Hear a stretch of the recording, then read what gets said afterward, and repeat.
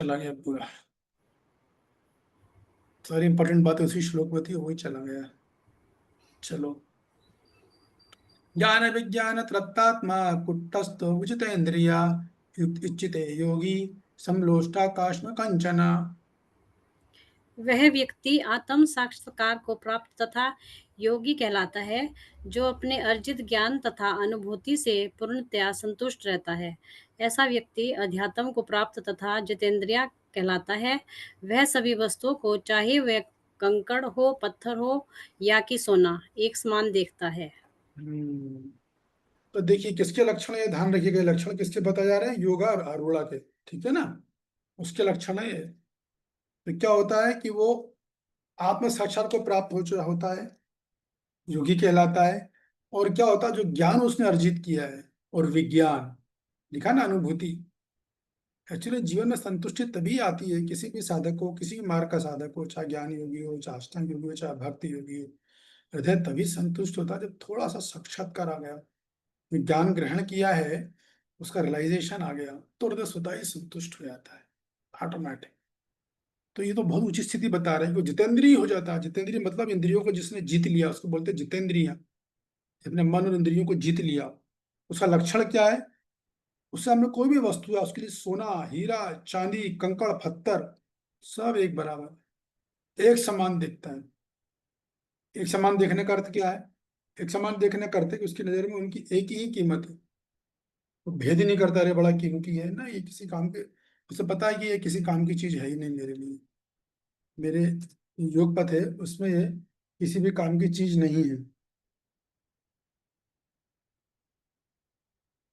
तो आपको याद होगा, इसमें का श्लोक पिछले अध्याय में भी आया है। सबको समभाव से देखता है। याद है किसी को श्लोक? हमने पूरी क्लास दी उस पर। तो ये बात आती है कि वो जो साधक होता है, सॉरी साधक नहीं, कि इस स्थिति पे जो होता है, वो ज्ञान योगी की बात थी वहां पर, कि वो सबको समान दृष्टि से देखता है। उसमें 6 उदाहरण दिए गए थे। वो श्लोक में बताता हूँ। विद्या विनय संपन्ने ब्राह्मणे गवि हस्तिनी श्रीनिचे विषपाचे को पंडिता समदर्शिना। तो 6 उदाहरण कौन कौन से, अमित प्रभु बताइए। प्रभु जी, आपने 5.18 का है ये, इसमें ये बताया था कि विनम्र साधु पुरुष अपने वास्तविक ज्ञान के कारण ब्राह्मण, गाय, हाथी, कुत्ता तथा चंडाल को समान दृष्टि भाव से देखता है। हाँ, तो उसी की बात यहाँ पर हो रही है। यस प्रभु जी। ये उसी की बात हो रही है कि वो कंकड़ पत्थर और सोने में एक समान देखेगा वो, क्योंकि हृदय में संतुष्ट हो गया। एक समान का मतलब उसे पता है मेरे काम की चीज नहीं है। आप अपने वो क्या इससे मतलब, लोग तो मेरे, जो पाथ है मेरा, उससे मेरे को मतलब है, इनसे मेरा क्या मतलब है? तो ज्ञान विज्ञानम तृप्त आत्मा। श्लोक देखो आप, शब्द ज्ञान विज्ञान, तो तृप्त हो गया हो। ज्ञान यानी अर्जित ज्ञान। अष्टांगवादी कौन सा ज्ञान ग्रहण करते हैं, कौन बताएगा? अष्टांग योगी, फिर समझ हो जाएगा, मैं ही बताता हूँ। परमात्मा का ज्ञान ग्रहण, परमात्मा से संबंधित शास्त्र पढ़ते हैं। ठीक है। फिर उसका विज्ञान हो गया, प्रैक्टिकल किया तो कुछ अनुभव आ गया, उसको बोलते हैं अनुभूति। और जब वो अनुभूति होती है तब वो तृप्त हो जाता है। ये बात होती है। ज्ञान विज्ञान तृप्त आत्मा। तो जो व्यक्ति जब ज्ञान विज्ञान से तृप्त हो जाता है ना, तो उसको भौतिक संपत्ति की वो कोई आशा नहीं करता, ये इसका मतलब है। कंकड़ पत्थर सोने का एक समान देखने का मतलब क्या है? वो सब संसार की किसी भौतिक संपत्ति की आशा नहीं है, कि मेरा घर हो, मेरा मकान हो, मेरा गाड़ी हो, मेरा बंगला हो। उसकी कोई आशा नहीं। भगवान दे रहे हैं, भक्त ऐसा सोचता, दे रहे हैं उनकी इच्छा है। I really don't need it. और अष्टांग योगी तो जंगल में रहता है, उसका तो कोई इन चीजों से मतलब ही नहीं होता है। तो इसका मतलब ये निकलता है कि उसकी बिल्कुल भी कोई आशा नहीं होती है भौतिक संपत्ति की, ना वो आशा करता है। और यदि उसके पास नहीं होती है, उसका दुख भी नहीं उठाता है। यदि अभाव है किसी चीज का, तो वो दुखी नहीं होता है। इसलिए बोलता समलोष्टाचन कामना। ऐसा योगी मिट्टी पत्थर और सोने को समभाव से देखता है, अर्थात वो इनमें कोई इनका, उनको उसमें कोई इसका कोई स्थायी मूल्य नहीं दिखाई देता है। अर्थात वो इनसे जरा भी आसक्त नहीं है। हाँ, भक्ति योगी फिर भी ले लेगा, क्योंकि उसे पता है भगवान की सेवा में लगा देगा। अष्टांग योगी वो भी नहीं करता, वो लेता ही नहीं, ये बात है। तो कुटस्थ शब्द है ना, तो ज्ञान विज्ञान से जो आत्मा तृप्त हो जाती है तो कुटस्थ हो जाता है। कुटस्थ से मतलब क्या है? कुटस्थ से मतलब ये है कि वो आ, उसकी जो बुद्धि है वो अचल हो जाती है, अद्वितीय हो जाती है। योग पथ में उसकी बुद्धि अचल हो गई है, उसे बोलते हैं कुटस्थ। विचित्र इंद्रिया ने उसने अपनी इंद्रियों को जीत लिया है। और जो योगी मिट्टी और सोने में कोई भेद नहीं मानता, क्यों नहीं मानता है? तो विश्वनाथ चक्रवर्ती ठाकुर बोलते हैं कि वो इसलिए भेद नहीं मानता है क्योंकि वो जानता है कि दोनों माया का प्रोडक्ट है। कितना अच्छा पॉइंट बताया। मिट्टी भी माया से निकली है, सोना भी माया से निकला है। माया मतलब प्रधान, महातत्व से, प्रधान से तो पांच चीजें आती हैं। तो ये चारों को, ये पंच महाभूत से निकले हैं। पंच महाभूत क्या? माया है। और मैं तो माया से परे हूं। ये बात है। वो योगी ये सोचता है, इसका मतलब है समलोष्टाश्रम कांचना। ये तो माया का, माया से निकली चीज है, और मैं तो माया हूं नहीं, मैं तो माया से परे हूँ, मैं तो आत्मा हूँ।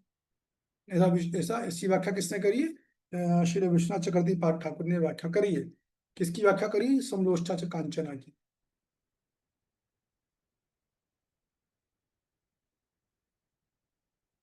तो भक्ति के इसमें क्या होता है, लिखा ना, विजितेंद्रियां। तो अष्टांग योगी तो इंद्रियों को जीत लेता है, योगारूढ़ जो होता है। लेकिन भक्त क्या करता है? उन इंद्रियों को भगवान की सेवा में लगा देता है, तो उसको भी विजित इंद्रिया बोलते हैं। ये बात है। तो ज्ञान विज्ञान तत्तात्मा हो गया, कुटस्थ होगा, विजित इंद्रिया होगा, समलोष्टा से कांचन हो गया। यही जो चार शब्द श्लोक में महत्वपूर्ण थे, उसकी भी व्याख्या मैंने कर दी, आपको अनुवाद बता दिया है। तात्पर्य पढ़ लीजिए। हाँ, क्या सुंदर लाइन है, पढ़िए। कौन पढ़ रहा है?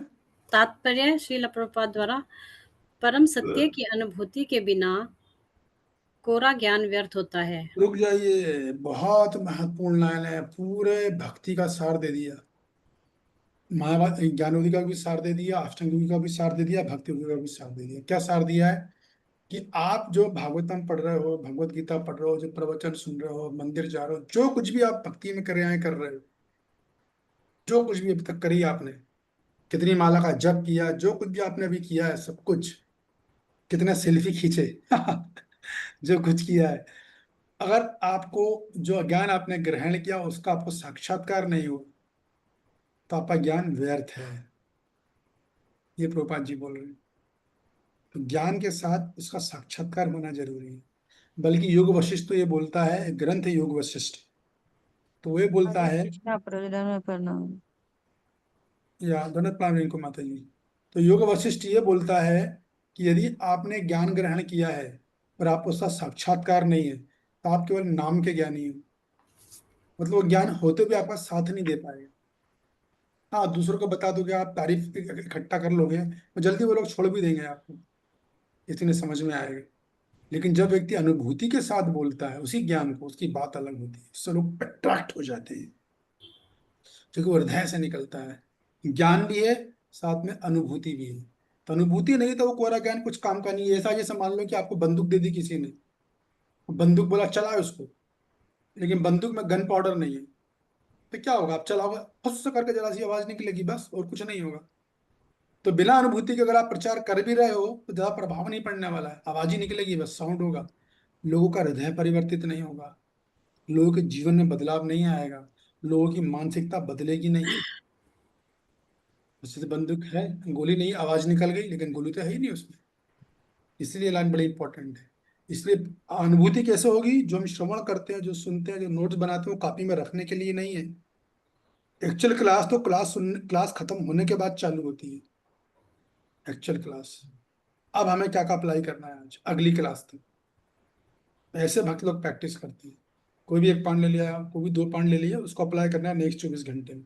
अगर आप ये करोगे, देखो भगवान कितने सुंदर सुंदर आपको गीता की अनुभूति देंगे, सुंदर सुंदर साक्षात्कार देंगे आपको भगवान। और भगवान रोज आपकी लाइफ में इन्वॉल्वमेंट लेंगे, एवरी डे। अगर आप रोज एवरी डे सोचोगे तो तब आपको अनुभूति आएगी। फिर जब आप बोलोगे तो लोगों के हृदय में परिवर्तन आएगा, नहीं तो नहीं आने वाला है। ये तो बस तारीफ करने के लिए अच्छा है। ये पढ़िए, हरा हरे अक्षरों में जो लिखा है।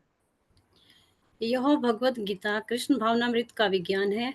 मात्र संसारी विद्वता से कोई कृष्ण भावना भावित नहीं हो सकता। रुक जाइए, उसे क्या बेहतरीन बात लिखते हैं प्रभुपाद जी, आनंद आ जाता है एकदम। इसलिए प्रभुपाद जी जबरदस्त आज है ना, प्रैक्टिकल है। उन्होंने पहले ही बोल दिया, भाई भगवद गीता का ज्ञान का ही विज्ञान है कृष्ण भक्त बनने का। लेकिन सांसारिक विद्वता से आप कोई भक्त नहीं बन सकता। अभी सोशल मीडिया पे कितने सांसारिक विद्वान हैं, कितना सारे बड़ी बड़ी बातें कर रहे हैं। श्री कृष्ण गीता में बोलते हैं, कृष्ण ने कई गीता में ये बात बोली ही नहीं है। अपने मन से ठोक देंगे, कुछ भी ज्ञान दे देंगे, नैतिकता का ज्ञान। तो आजकल सोशल मीडिया पे रियल डिवोशन चल रहा है। रियल डिवोशन हार्डली कहीं दिखेगा। सोशल मीडिया पे जब आप वीडियोस देखते हो तो तुरंत प्रभावित मत होइए। उसमें सब जगह छल की मात्रा कुट कुट के भरी है। वो लोग जो भी बना रहे हैं वो रियल डिवोशन है, रियल डिवोशन नहीं है। जो रियल डिवोशन कर रहे हैं वो सोशल मीडिया में बहुत कम है वो लोग, ऐसा नहीं है, लेकिन सेवा की भावना में है। और वो बहुत ज्यादा पॉपुलर भी नहीं है, बिना कंटेंट ही ऐसा है।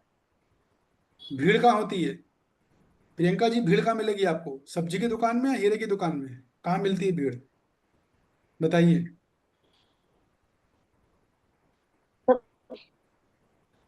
यार आपका साउंड सिस्टम शायद सब्जी की ठीक दुकान पर बोलिए।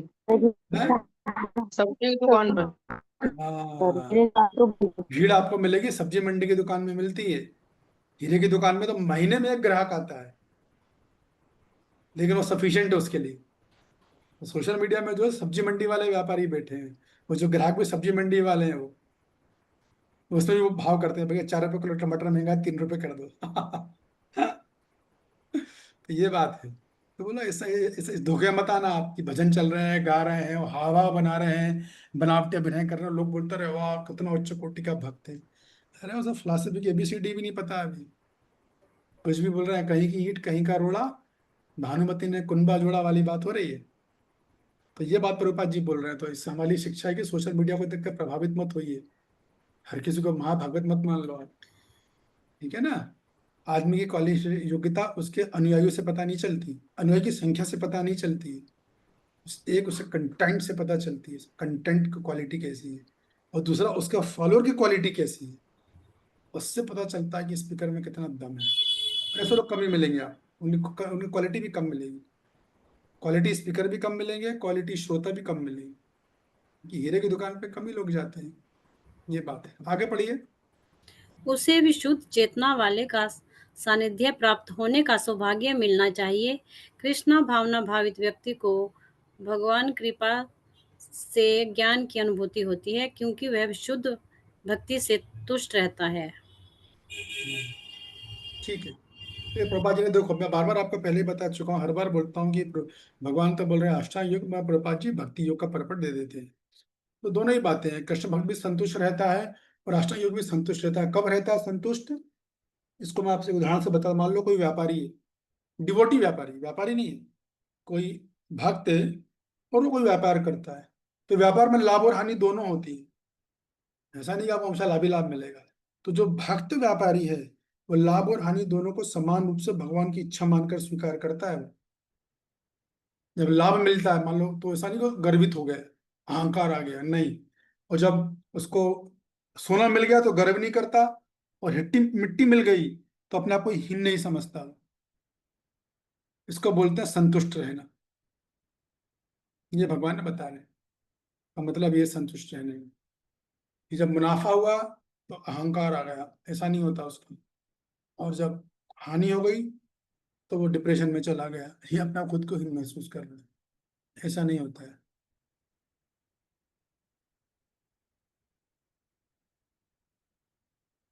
ठीक है, अगला श्लोक लेंगे से पहले एक प्रश्न पूछ लेता हूँ।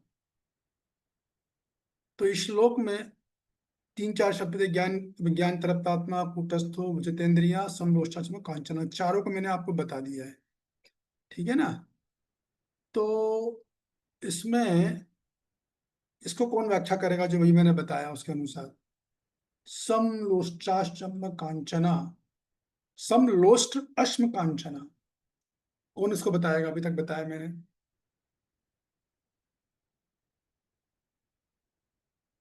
कौन इसको बताना चाहेगा? और एक और शब्द भी है, ज्ञान विज्ञान तृप्तात्मा, इसको भी देखना है। ये सदानंदिनी योगिनी माता जी बताइए। हरे कृष्ण प्रभु जी, प्रयास कर सकते हैं। बिल्कुल कीजिए। प्रयास मतलब करना, प्रयास करना आपका अधिकार है, इसलिए से उससे कभी वंचित ना होइए।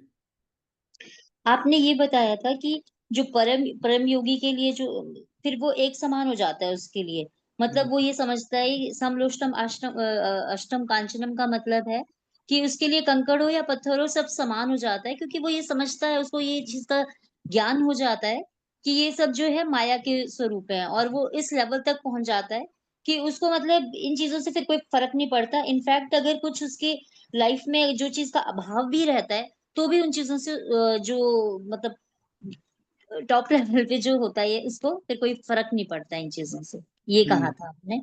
हाँ बिल्कुल ही वो प्रभाव, उसके लिए इस चीज का मतलब है कंकड़ और सोने को समान भाव से देखना। हाँ जी, हाँ जी। मतलब वो उसमें जरा भी लोभ उत्पन्न नहीं होता, पता है कि ये माया की वस्तु है और मैं तो आत्मा हूँ, हाँ जी, हाँ जी। है ना, तो मेरा इनसे कोई सरोकार नहीं है। तो कहने का मतलब है सोना मिल भी गया तो अहंकार नहीं मिले होगा उसको। जैसे हाँ बहुत जी, लोग को थोड़ा सा कुछ मिल जाता है अहंकारी हो जाते हैं, पड़ोसी को दिखाते हैं, पड़ोसी को नीचा दिखाते हैं। ऐसा नहीं होता उसमें। और मिट्टी जी, मिल गई तो उसमें हीन भावना नहीं आती। ये हाँ बात जी, ठीक है। जी, जी। ठीक है, बढ़िया बताया आपने।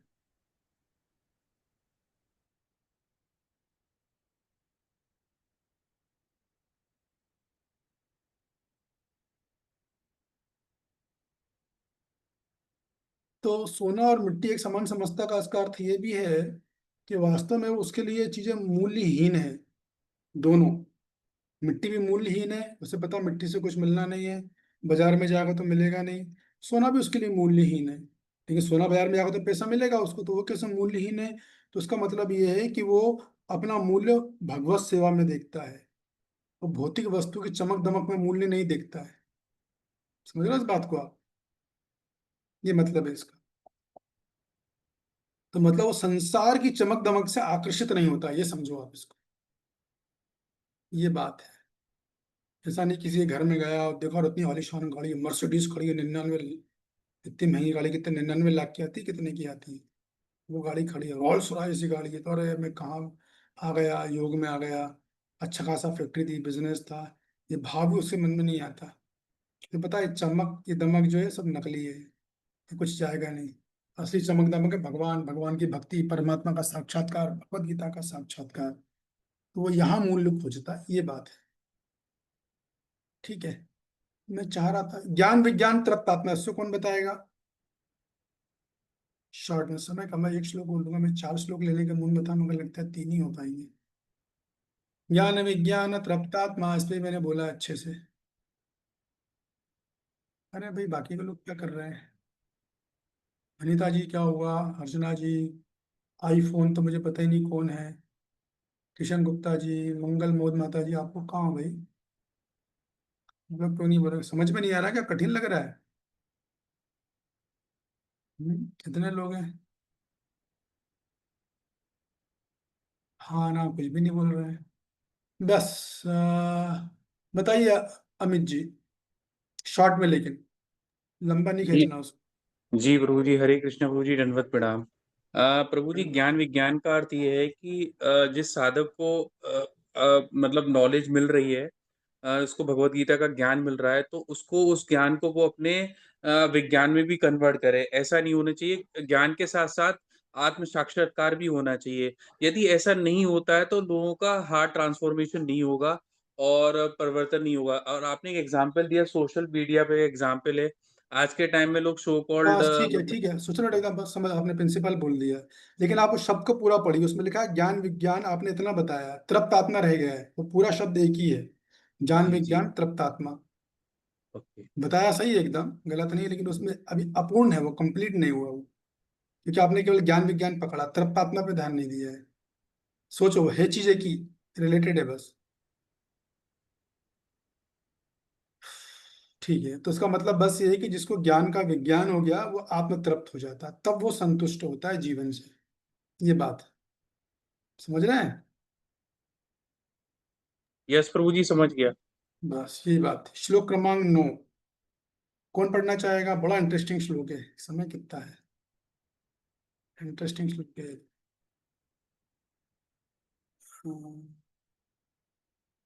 भाई ठीक है, रंगाई माता जी आप पढ़िए। सुहान मित्र उदासीना मध्यस्थ देश बंधुषु साधु स्वपी च पापेषु सब बुद्धि विविष्यते। इसको ध्यान से सुनिएगा जो मैं बोलूंगा, ठीक है, आप पे बहुत काम आएगा। हरे कृष्ण प्रभु जी, दंड प्रणाम।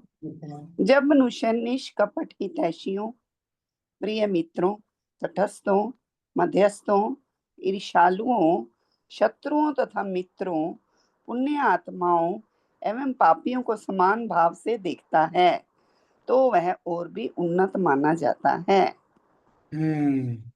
तो ये किसका लक्षण है, कौन बताएगा? पिछले 5वें अध्याय में इससे संबंधित एक श्लोक आया था, ये उसकी भी गहरी बात है।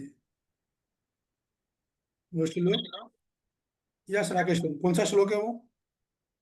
प्रभु जी श्लोक संख्या 18। हाँ, क्या श्लोक है? पूरा तो याद नहीं है प्रभु जी, लेकिन उसका मूल तथ्य यही है कि पंडिता समदर्शिना, यानी कि वो शारीरिक पहचान को नहीं देखता है, वो आत्मिक पहचान को देखता है। एग्जैक्टली। तो अभी यहाँ पर वही बात चल रही है, अभी ये उसका और गहरा बोल रहे हैं भगवान। तो मैं आप लोगों से लिंक बताता हूँ ताकि आपको समझ में आए कनेक्शन क्या है।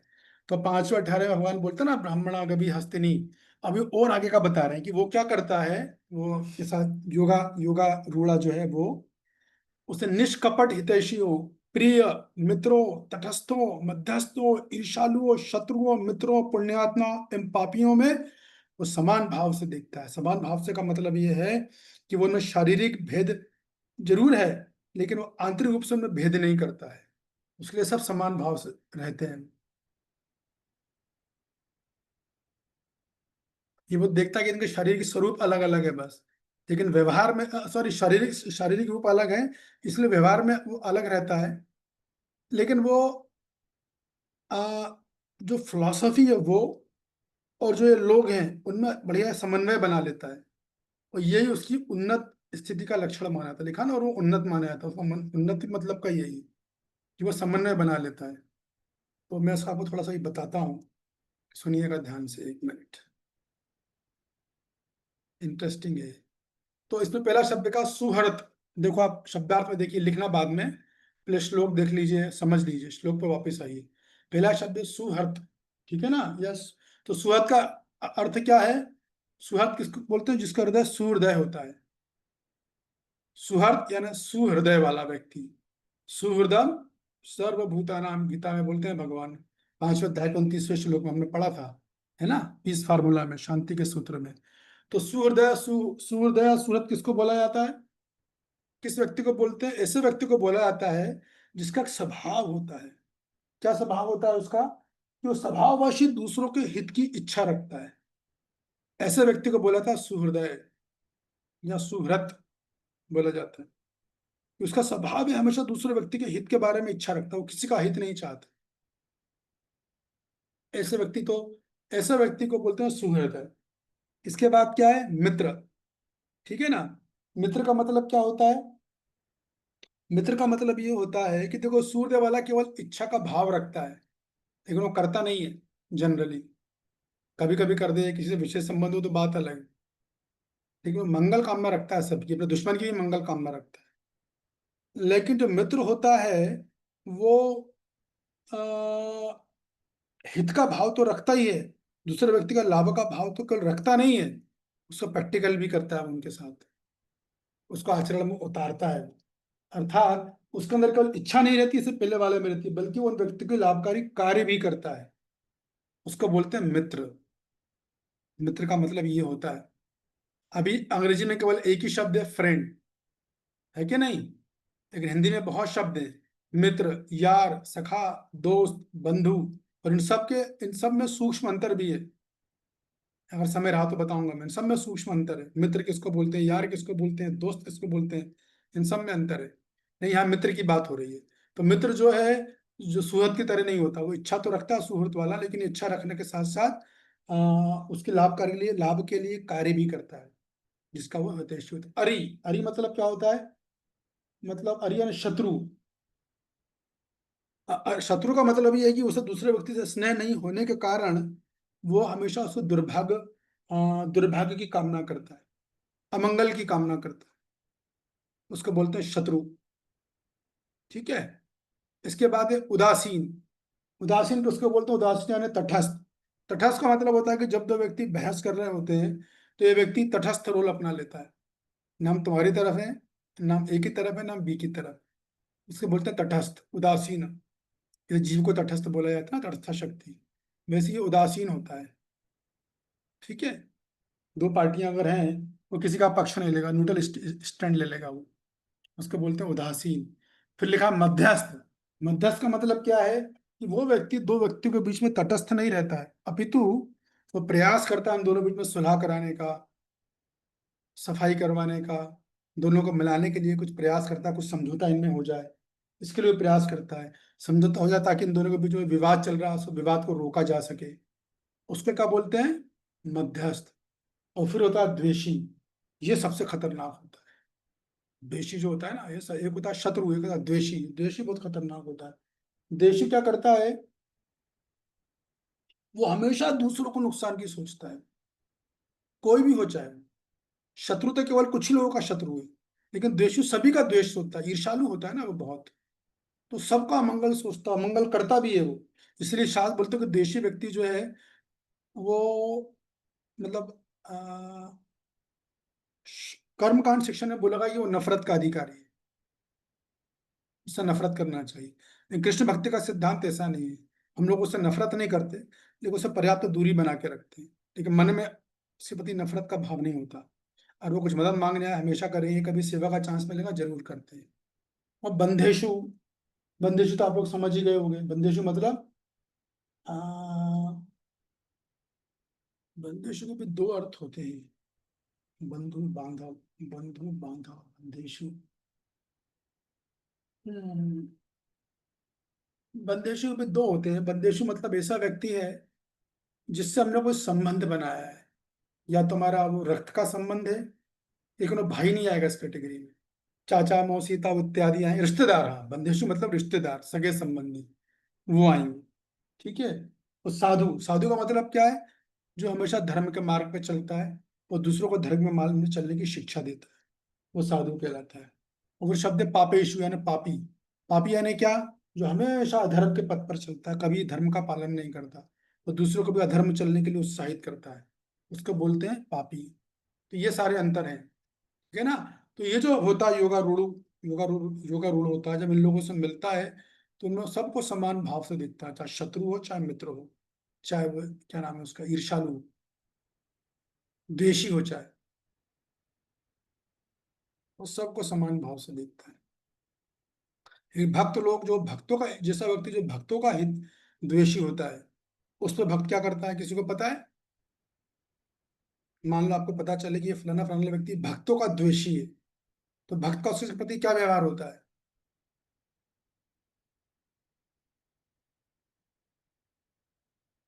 मंगल मोहन माता जी, आप बताना चाहोगे,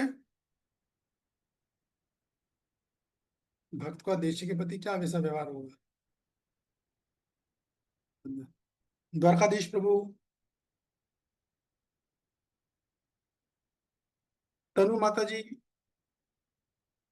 आप लोग लॉगिन हो क्या। सुनीता गुप्ता जी, सुदेवी माता जी, क्या है भाई हाथ भी नहीं उठा रहे। सोमा बासक माता जी, शांत मूर्ति माता जी, शांत जानकी माता जी, शारदा माता जी। क्या बात है, क्या चक्कर है भाई, इधर समझ में हरे कृष्ण प्रभु जी। आपकी आवाज तो नाम दे। एक मिनट, कौन हरे बोल रहा है, कृष्ण चेक प्रभु करिए। जी। रुकिए रुकिए, मैं कौन बोल रहा है। जी हरे कृष्ण प्रभु जी। मैं समझ नहीं आ रहा, कोई एक बोलिए, कौन बोल रहा है। हाथ उठाइए, हाथ नहीं उठा रहा ना, इसलिए प्रॉब्लम आ रही है। हैंड रेज है प्रभु जी। अच्छा, हर्षना जी, हाँ बोलिए। जी प्रभु जी, स्नेहपूर्ण ही रहेगा प्रभु भक्त तो। क्या। स्नेहपूर्ण रहेगा हमेशा, वो तो हमेशा प्यार से ही रहेगा वो तो सबके लिए। किसी भी उसमें रहे, चाहे वो द्वेषी हो चाहे जो दुश्मन हो, तो सबके लिए स्नेह ही रखेगा। हम्म। और किसी को कुछ कहना है। द्वेषी के साथ भक्त कैसा व्यवहार करता है, भक्त को क्या प्रभु जी, रिकमेंड। मैं बोल सकती हूँ। एक मिनट रुक जाइए, मैं दूसरों को ट्राई करना देना, आप तो बोलते ही रहते हो। मैं उन लोगों को छोड़ा जो कम बोलते हैं। धर्मदानी माता जी ने हाथ उठाया था क्या। अनिता जी, बताइए। कोई नहीं बोलना चाहता भाई।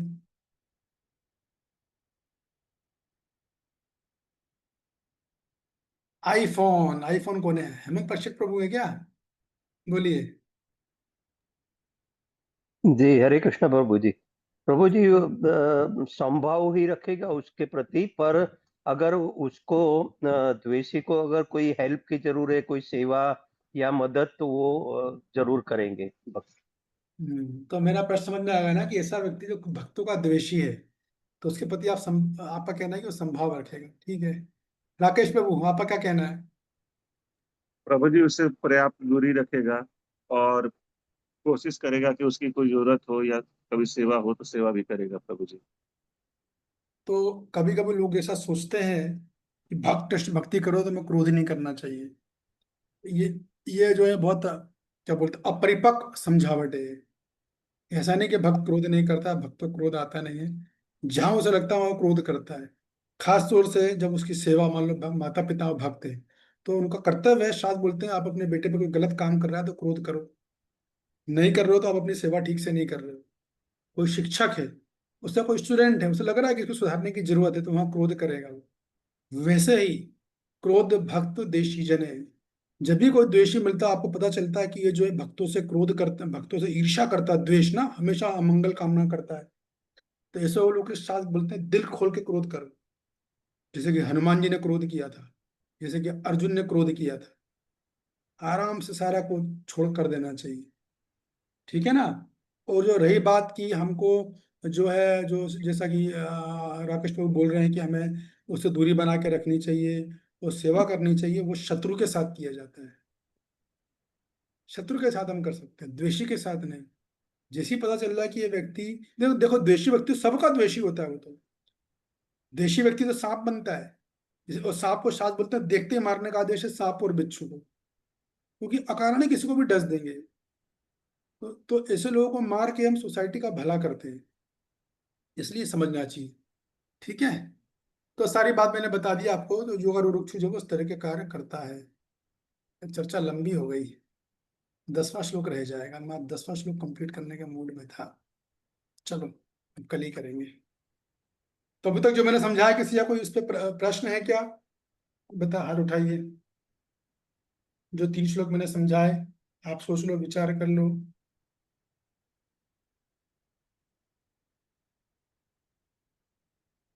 कुछ पूछना है तो पूछ लीजिए, कोई डाउट हो तो। जय संगनाणी माता जी। प्रभु जी एक तो जो 8वां है श्लोक, इसमें आपने अनुभूति के बिना बताया ना, पहली लाइन जो थी कोरा ज्ञान व्यर्थ होता है।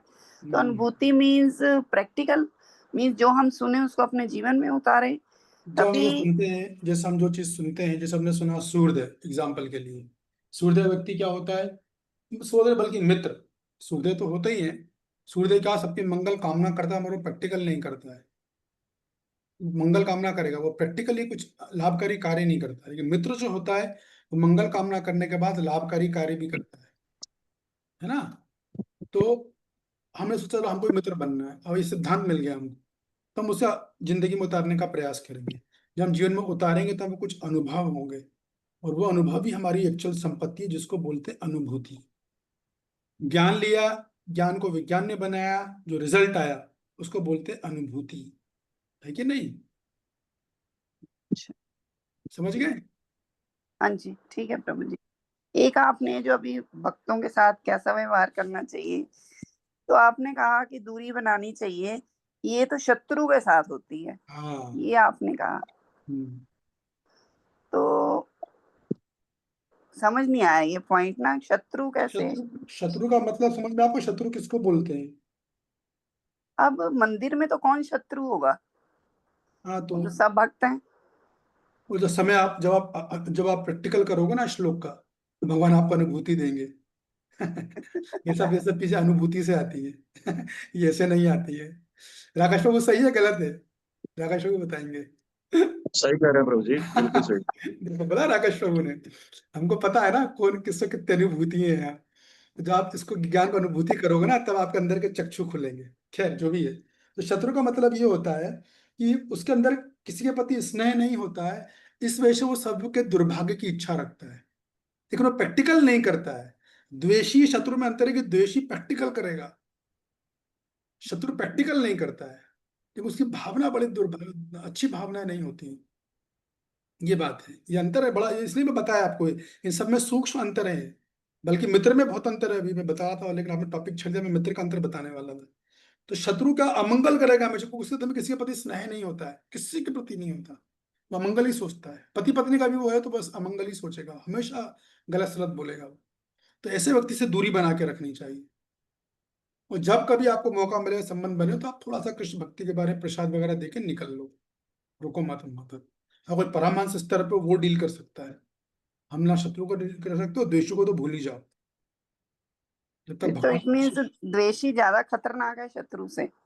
ऑफ कोर्स यस, वैसे दोनों ही खतरनाक है, और द्वेषी ज्यादा खतरनाक होता है। द्वेष है ना, उसका नाम ही द्वेष। ईर्ष्या द्वेष शब्द सुना है आपने? हाँ जी। इनका अंतर पता है आपको? नहीं। ईर्ष्या का मतलब ये है कि दुर्भाग्य की भावना रखेगा बस, लेकिन वो प्रैक्टिकल नहीं करेगा। द्वेषी दुर्भावना रखने के बाद प्रैक्टिकल करेगा, प्लान बनाएगा, योजना बनाएगा, कैसे इसकी टांग खींचूं, कैसे इसको गिराऊं, कैसे इसकी समाज में, घर में, परिवार में इसकी इमेज को खराब करूं। वो द्वेषी होता है। तो ये अंतर है शत्रु और द्वेषी में, तो ये समझना चाहिए आपको। कभी भी लोग शत्रु को द्वेषी मान लेते हैं और द्वेष से आपस से व्यवहार करते हैं, नहीं, ऐसा नहीं। वो अमंगल सोच रहा है मगर वो करेगा नहीं, ये भी पक्का है। लेकिन चूंकि हमको ज्ञान नहीं, तो हम सोचते हो अमंगल करेगा, लेकिन वो करेगा नहीं, सोचता है वो। ठीक है, ठीक है प्रभु जी, थैंक यू सो यही मच। बात थी। 56 मिनट हो गए भाई। हरे कृष्णा प्रभु जी। यह धंधा नहीं माता जी, समय हो गया, बोलिए। नहीं प्रभु, जैसे कि आपने मुझे बताया ना, मतलब इसका मतलब शत्रु और द्वेषी का मतलब ये बताया कि एक तो मतलब अपने मन में सोचा है, उसके बारे में बुरा सोचता है। एक उसके साथ जैसे कि कोई लड़ाई करता है, आमने सामने होता है, ऐसे है ना। शत्रु जो होता है हमेशा सबका अमंगल सोचेगा, उसे किसी से प्रेम नहीं होता। और द्वेषी में अमंगल का सोचता है, साथ में वो अमंगल करता भी है। खाने में जी जहर प्रभु। मिला दिया, वो द्वेषी है। तो इसका मतलब ये है कि एक तो दिखा देता है कि हाँ मैंने ये किया, एक मतलब अपने अंदर अंदर में करता है। हाँ, ऐसा जी है। प्रभु, धन्यवाद। ओके, अब आपका मित्र, दोस्त, यार, सखा में भी अंतर बता देता हूँ। समय बिल्कुल बचा ही नहीं है, समय बचा ही नहीं है। कल बताऊंगा, कल मुझे याद दिलाना, ठीक है? मुझे नेक्स्ट ठीक है। बैच में जाना, 7 बज रहा है। आपका बहुत बहुत धन्यवाद, थैंक यू वेरी मच। हरे कृष्ण। हरे कृष्ण प्रभु जी, धन्यवाद। हरे कृष्णा प्रभु जी, दंडवत हरे प्रणाम। कृष्ण प्रभु जी, सादर प्रणाम।